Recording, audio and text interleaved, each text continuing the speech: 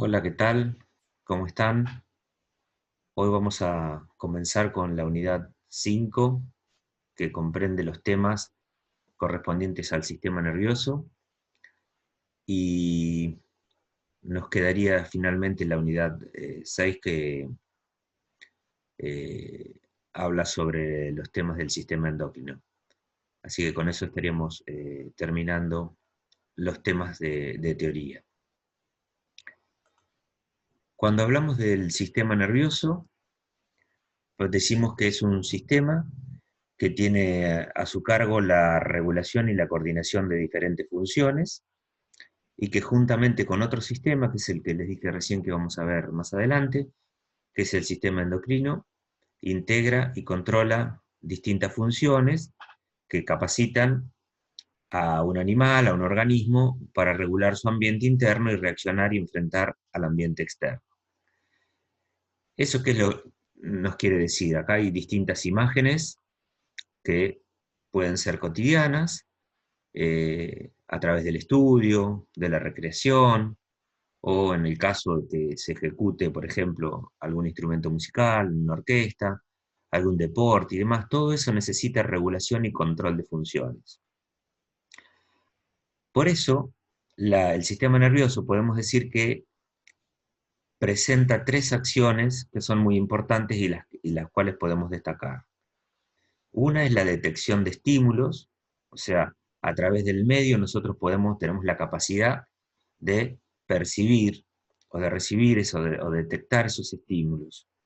Cuando habíamos hablado al comienzo de la materia de una de las características de los seres vivos, hablábamos de la irritabilidad, y definíamos a la irritabilidad como la capacidad de poder responder a los estímulos del medio. Eso es una característica que tenemos los seres vivos. Otra característica es la transmisión de informaciones. O sea, cuando uno detecta los estímulos, es capaz de, a través del sistema nervioso, conjuntamente con otros sistemas, pero básicamente el sistema nervioso, tiene la capacidad de poder transmitir esa información. Y con un resultado final que es la coordinación general. Entonces, cuando nosotros estudiamos al ser humano de una manera holística, completa, como un ser biopsicosocial, nosotros tenemos que tener en cuenta que hay sistemas, entre los cuales está el sistema nervioso, que está realizando reacciones de coordinación y de regulación. Veamos cómo se clasifica el sistema nervioso, o sea, cómo podemos ubicar a cada una de las porciones del sistema nervioso en un determinado estante, en un determinado rótulo. Entonces, acá vamos a hablar desde el punto de vista tanto anatómico como funcional. Vamos a hablar del sistema nervioso central, un sistema nervioso central, que está formado por el encéfalo y la médula espinal, y por un sistema nervioso periférico. Veamos esto y pongamos un poquito el acento en esta cuestión. Hay muchos manuales, muchos libros de texto que ustedes van a encontrar con que el sistema nervioso central está formado por el cerebro y la médula espinal. Y eso en realidad no es así, es el encéfalo, que el encéfalo tampoco es sinónimo de cerebro. El encéfalo está formado por otras estructuras que constituyen, junto a la médula espinal, el sistema nervioso central. Esas estructuras las vamos a ver más adelante. Entonces, por un lado, tenemos, como esta imagen lo presenta, tenemos el sistema nervioso central, que está constituido por el encéfalo, que está formado por todas estas estructuras, y la médula espinal, como este cordón. Y por otro lado, el sistema nervioso periférico, que ya vamos a ver, que está formado por los ganglios, por receptores sensoriales y por los nervios. Entonces, eso constituye el sistema nervioso periférico. Los dos, o sea, en clasificación anatómica, ¿sí? Los dos constituyen todo el sistema nervioso. Por eso dice clasificación del sistema nervioso. Por un lado, el central, encéfalo y médula, y por el otro lado, el periférico, ganglios, receptores sensoriales y nervios. veamos un poquito cuál es desde el punto de vista funcional, lo que nosotros podemos tener en el sistema nervioso periférico. El sistema nervioso periférico tiene ramas o divisiones, que dice división somática, división del cuerpo, soma es cuerpo. Entonces, en el cuerpo, ¿qué es lo que nosotros tenemos? O sea, lo somático es lo voluntario, ¿sí? Los receptores, que son nervios aferentes, o sea, que llegan, esos nervios van a captar los estímulos que llegan, son sensoriales, y transmiten señales al sistema nervioso central. Veamos un ejemplo. Si nosotros tenemos en la mano, ¿sí? Apoyamos la mano sobre una superficie que está caliente, los receptores sensoriales de nuestra mano van a captar ese estímulo y lo van a transmitir al sistema nervioso central y va a haber una respuesta. Va a haber una respuesta, que esa respuesta va a volver hacia los músculos que están vinculados con la mano, y ¿qué es lo que me va a permitir? Bueno, poder retirar la mano del lugar que me estaba quemando. Es lo que nosotros tenemos en esta parte del esquema. Entonces, el sistema nervioso periférico, división somática, voluntaria. Receptores son los que van a captar ese estímulo, y esa información, una vez captada, la llevan al sistema nervioso central. Del sistema nervioso central se emite una respuesta que llega hacia los nervios eferentes, motores.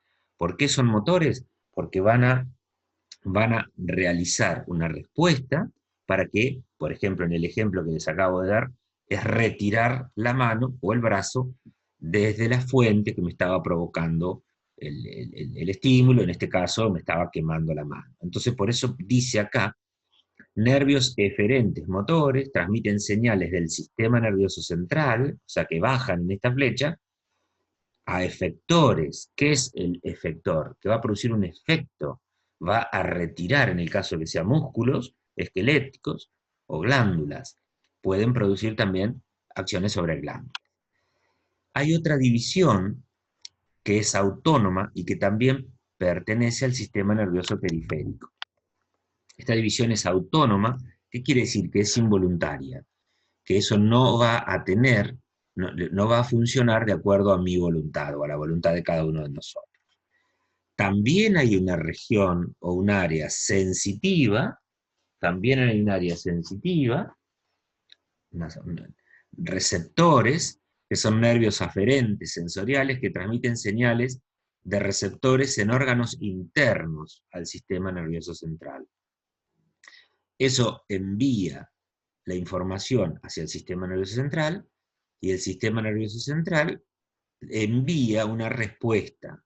Y esa respuesta se hace a través de dos grandes grupos de nervios, que son eferentes, por supuesto, eferentes o motores, pero autónomos, que se llaman simpáticos y parasimpáticos. Esas eferencias simpáticas y parasimpáticas, que son involuntarias, transmiten señales del sistema nervioso central a efectores. Por ejemplo, músculos lisos de las vísceras, intestino, por ejemplo, músculo cardíaco o las glándulas. Pongamos un ejemplo. Supongamos que nosotros recibimos un estímulo, ¿sí? Un estímulo que nos provoca, por ejemplo, alguna situación que nos provoque miedo, o que se nos presente una situación que nos provoca miedo.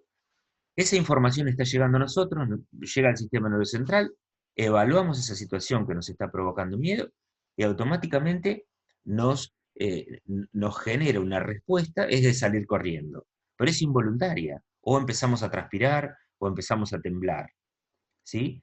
Eso nosotros no lo podemos manejar, eso es involuntario, eso es una respuesta motora, justamente, que es involuntaria. ¿Por qué? Porque en este caso está siendo liberada por el sistema simpático. Otro ejemplo, si nosotros, por ejemplo,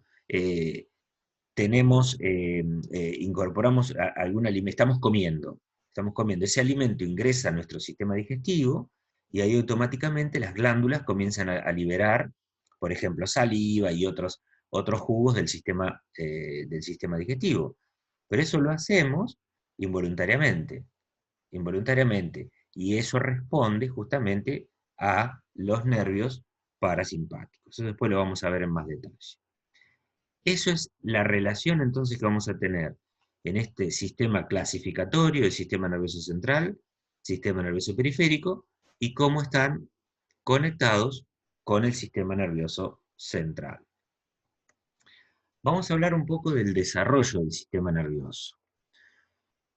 Una vez que se produce la fecundación, o sea, un espermatozoide fecunda un óvulo, comienzan distintas etapas o estadios de desarrollo, hasta que aproximadamente en la tercera semana de este desarrollo comienzan a formarse 3 hojas embrionarias, que desde la más externa hacia la más interna sería el ectodermo, el mesodermo y el endodermo. Del ectodermo, que es la capa más externa, se va a originar justamente el sistema nervioso. Este sistema nervioso tiene entonces un origen ectodérmico. ¿Cómo es el desarrollo de este sistema nervioso? En las primeras etapas del embrión que se está formando, en la región dorsal, se produce un engrosamiento y se forma una placa. Esa placa lleva el nombre de placa neural.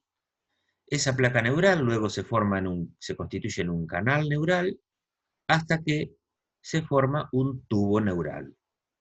Ese tubo neural después se cierra y sufre un engrosamiento en una vesícula anterior que se divide en 3 vesículas que reciben el nombre de prosencéfalo, que sería esto, cerebro anterior, mesencéfalo y rombencéfalo. Entonces tenemos el prosencéfalo, el mesencéfalo y el rombencéfalo, como cerebro anterior, medio y posterior. Todo esto está hueco. Recordemos que esto proviene de un tubo, y un tubo está hueco. Esto permanece hueco y en el adulto también vamos a encontrar cavidades que se encuentran dentro del sistema nervioso central. El cerebro anterior o prosencéfalo también sufre 2 divisiones nuevamente, dejando 2 vesículas. Una se denomina telencéfalo y la otra diencéfalo. El cerebro medio o mesencéfalo queda como está. Y el cerebro posterior o rombencéfalo también se divide en 2, en metencéfalo y en mielencéfalo. De esa manera quedan todas estas vesículas que fueron derivándose de las 3 vesículas primitivas. Todo esto también, como dijimos recién, presenta cavidades internas. Veamos en el esquema que está acá abajo qué es lo que tenemos que prestarle atención. Entonces, dijimos que las primeras divisiones embrionarias son cerebro anterior o prosencéfalo, cerebro medio o mesencéfalo y cerebro posterior o rombencéfalo. Y la médula espinal, que es el primitivo tubo neural. Dijimos que estas vesículas primitivas se subdividen en telencéfalo y diencéfalo, el cerebro anterior o prosencéfalo, el mesencéfalo queda como tal, y el cerebro posterior o rombencéfalo se divide en metencéfalo y mielencéfalo. ¿Cuáles son los órganos o las estructuras que nosotros podemos leer o conocer cuando leemos un libro de texto, por ejemplo? Que son los derivados en el adulto. Del telencéfalo vamos a encontrar la corteza cerebral.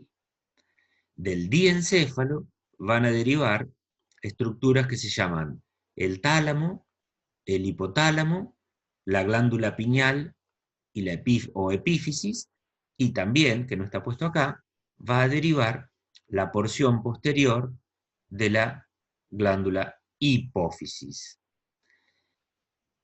Del mesencéfalo, que es un sitio de unión de conexión entre el cerebro anterior y el posterior, vamos a encontrar, en el caso de los mamíferos, vamos a encontrar los que dice acá como colículos, se llaman tubérculos cuadrigéminos superiores e inferiores, y también vamos a encontrar los pedúnculos cerebrales. Los pedúnculos cerebrales y los tubérculos cuadrigéminos o colículos derivan del mesencéfalo o cerebro medio.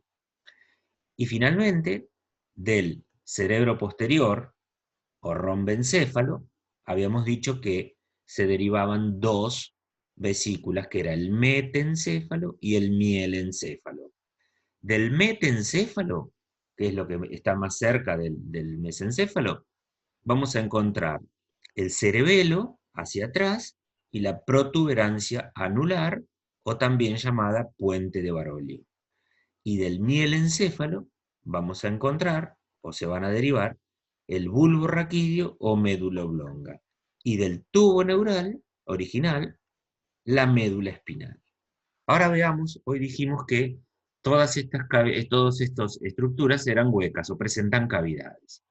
¿Cuáles son las cavidades que vamos a encontrar a nivel del telencéfalo? Del telencéfalo vamos a encontrar a los ventrículos laterales. Los ventrículos laterales corresponden a las cavidades derivadas del telencéfalo. El diencéfalo presenta una cavidad que se llama tercer ventrículo. El tercer ventrículo entonces corresponde al diencéfalo. El mesencéfalo, que es un sitio de unión entre el cerebro anterior y el posterior, va a presentar como si fuese un canal que se llama acueducto cerebral o acueducto de Silvio. El cerebro posterior va a dejar una cavidad entre el metencéfalo y el mielencéfalo que corresponde al cuarto ventrículo. Y la cavidad que se encuentra en la médula espinal corresponde al canal central de la médula, o también se denomina conducto del epéndimo. Todo eso corresponde entonces al desarrollo del sistema nervioso y cómo quedan los derivados en el adulto y las cavidades. Vamos a ver ahora cómo está protegido el sistema nervioso central. El sistema nervioso central está protegido por distintas estructuras. Una de ellas son unas membranas que reciben el nombre de meninges. La otra estructura es un líquido, un fluido, que es el líquido cefalorraquídeo, y finalmente los huesos. Cuando hablamos entonces de las meninges, hablamos de tres membranas o de tres capas. De afuera hacia adentro vamos a encontrar una meninge dura, que recibe el nombre de dura madre. Esa dura madre está en contacto con el hueso, en este caso si estamos hablando del cerebro, eso serían huesos del cráneo. Entonces, la dura madre es una meninge dura que está en contacto con el hueso. Hay otra meninge, que es una meninge blanda, que se llama pía madre, y que es la que está en contacto con el órgano. En este caso, si estamos hablando del cerebro, va a estar en contacto con el cerebro. Es una meninge blanda que está pegada al cerebro. Y entre estas dos, de la dura madre y la pía madre, vamos a encontrar otra meninge que se denomina aracnoides, y que es una prolongación de la pía madre. Esa aracnoides, lo que es como si fuera una tela de araña, lo que deja son espacios o cavidades, que se llaman cavidades o espacios subaracnoides, entre los cuales, como ustedes pueden ver en este esquema, puede haber hay vasos sanguíneos. Hay vasos sanguíneos, entonces, y obviamente también circula el líquido cefalorraquídeo. Entonces, la estructura de protección dada por las meninges son tres membranas, de afuera hacia adentro una más dura, dura madre, la aracnoides y la pía madre, que es la que está en contacto con el órgano. A ver, acá estamos. En el caso de los huesos, nosotros vamos a tener los huesos del cráneo, que están formando una bóveda muy resistente, muy rígida, y que protege al encéfalo. Al encéfalo que después vamos a ver cómo está constituido, que no es solamente el cerebro. Y también los huesos que están formando la columna vertebral, que esa columna vertebral se compone de piezas óseas que reciben el nombre de vértebras. Todas esas vértebras en conjunto están protegiendo a la médula espinal. Entonces, de esta manera, con estas dos estructuras, protegemos al encéfalo con el cráneo y con la columna vertebral, o sea, con las vértebras que constituyen en conjunto la columna vertebral, estamos protegiendo a la médula espinal. Y el líquido cefalorraquídeo era el otro componente de estos mecanismos que tiene de protección el sistema nervioso central. En esta vista, acá lo que estamos viendo en celeste, en azul, son los ventrículos o las cavidades del sistema nervioso central. Se los voy a repasar, así los pueden ver acá en perspectiva. Nosotros habíamos dicho que el telencéfalo que originaba a la corteza cerebral posee como cavidad a los ventrículos laterales, que son estos que están acá. Estos son los ventrículos laterales. Hay uno por cada hemisferio cerebral. Luego hablábamos de la cavidad que corresponde al diencéfalo, también es una vesícula primitiva de aquel primer prosencéfalo, es el tercer ventrículo. El tercer ventrículo. Luego, este canal que va a unir el tercer ventrículo con el cuarto, que no está marcado acá, pero recibe el nombre de acueducto de Silvio. El acueducto de Silvio, que lo encontrábamos como la cavidad correspondiente al mesencéfalo. Y finalmente el cuarto ventrículo. Cuarto ventrículo, todo esto correspondería a lo que es rombencéfalo, metencéfalo, protuberancia y cerebelo, y mielencéfalo, bulbo. Este es el cuarto ventrículo. Y esto es la médula espinal, tenemos el conducto central o conducto del epéndimo. Eso sería entonces la característica, o visto nuevamente, cuáles son las cavidades del sistema nervioso central. Volvamos al líquido cefalorraquídeo. Es un fluido que lo vamos a tener circulando por el interior de las cavidades y a su vez por los espacios subaracnoideos. Eso le va a provocar, le va a proveer de un amortiguador. O sea que cuando se producen movimientos bruscos del sistema nervioso central, primero va a haber una protección ósea, después va a haber una protección meningia membranosa y a su vez va a haber una protección justamente del líquido cefalorraquídeo. ¿Quién forma el líquido cefalorraquídeo? Unas células que se llaman plexos coroideos. ¿Dónde están esas células? Están en los ventrículos. O sea que en los ventrículos, acá por ejemplo, tenemos células de plexos coroideos en los ventrículos. ¿Sí? ¿Qué es lo que hace estas células?